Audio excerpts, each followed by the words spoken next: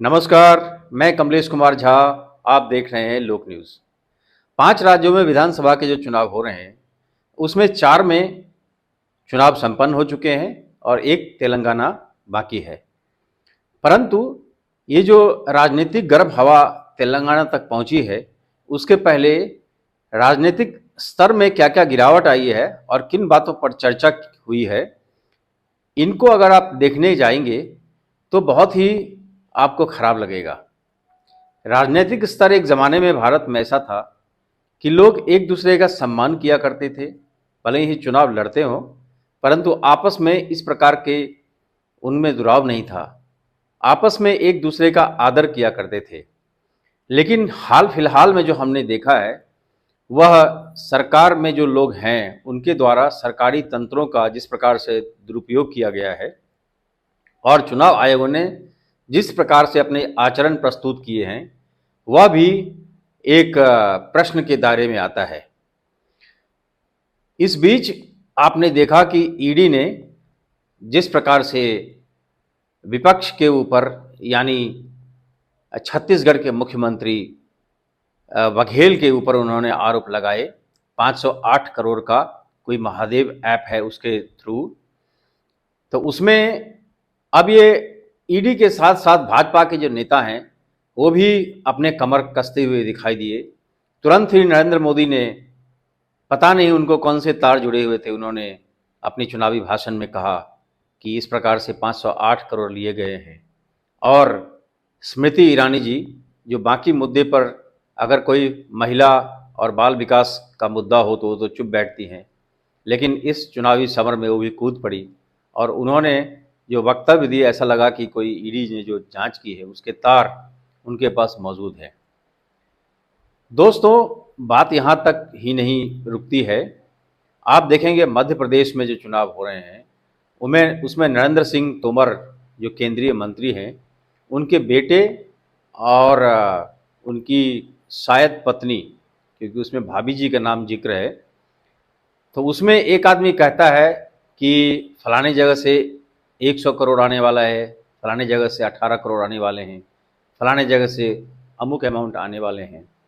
तो इन सबों को लेकर कांग्रेस भी बहुत आक्रामक हुई और उन्होंने भी इसकी जांच की मांग की, परंतु ईडी ने अभी तक उस पर कोई कार्रवाई नहीं करी है, कोई नोटिस नहीं दी है।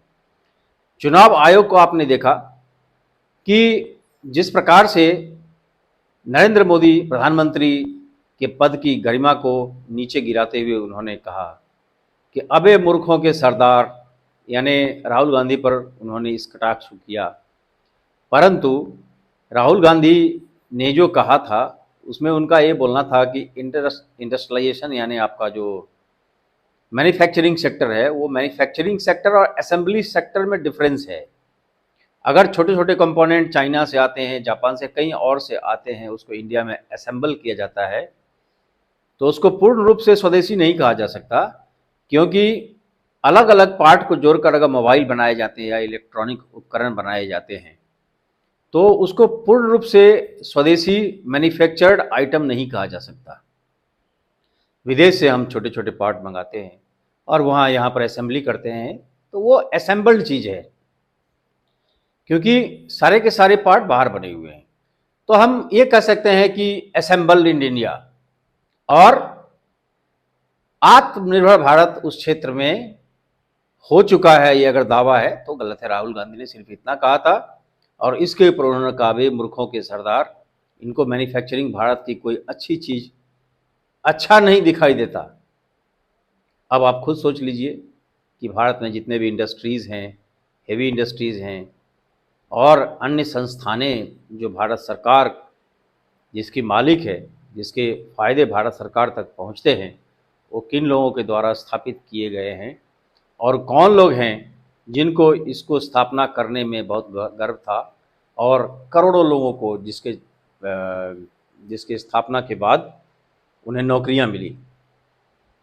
इसके बाद पलटवार करते हुए राहुल गांधी ने भी थोड़ा अपना जो पक्ष रखा, वो संवैधानिक रूप से तो बड़ा अच्छा नहीं कहा जा सकता, लेकिन बार बार सुनते हुए कोई भी आदमी अगर हमेशा उसको आप गाली देंगे तो कहीं ना कहीं आपसे आपको आपकी बातों पर वो रिएक्ट करेगा।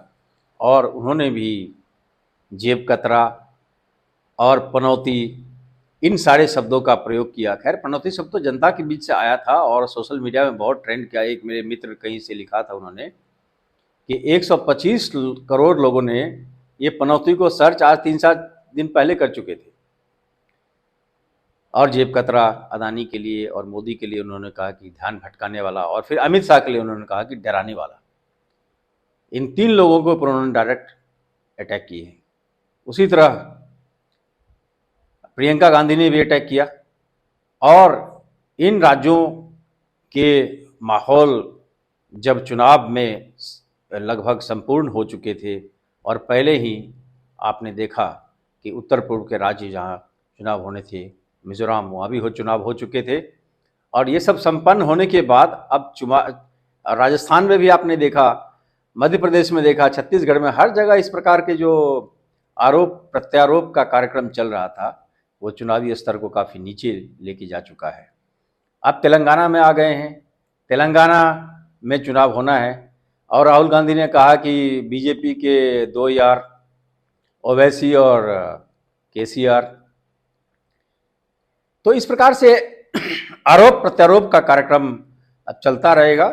चुनावी माहौल है और धीरे धीरे ये चुनाव समाप्त होने के बाद 3 दिसंबर को भी जो भी रिजल्ट आए, परंतु चुनाव आयोग ने जो काम किया है बहुत ही ठीक नहीं है।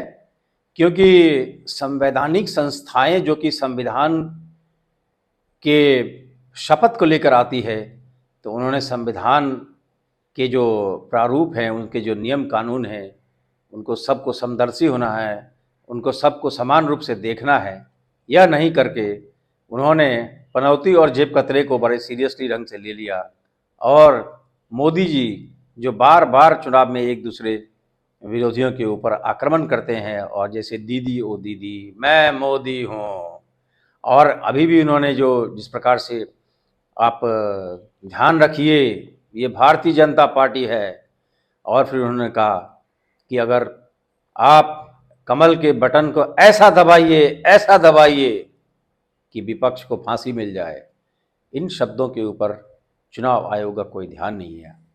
आपको याद होगा कि वर्षों पहले एक भारत के चुनाव आयुक्त हुआ करते थे, TN शेषन। उनका क्या चरित्र था।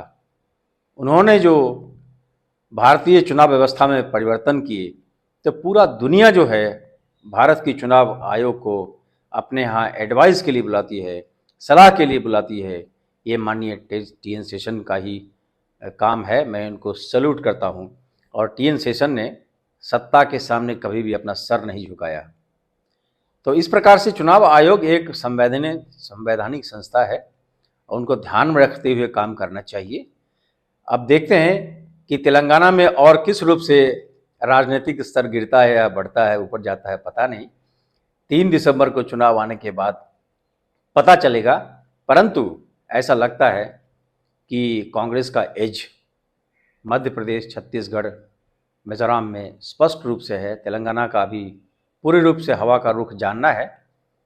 लेकिन राजस्थान में जहां पर चुनाव 5 वर्ष के बाद चुनाव में सत्ता परिवर्तन की परंपरा रही है, इस बार बहुत ही कड़ा मुकाबला बीजेपी और कांग्रेस के बीच चल रहा है। आप देखेंगे 3 दिसंबर को क्या परिणाम आते हैं। इसी के साथ कमलेश कुमार झा को दीजिए इजाज़त। नमस्कार। आप देख रहे हैं लोक न्यूज़।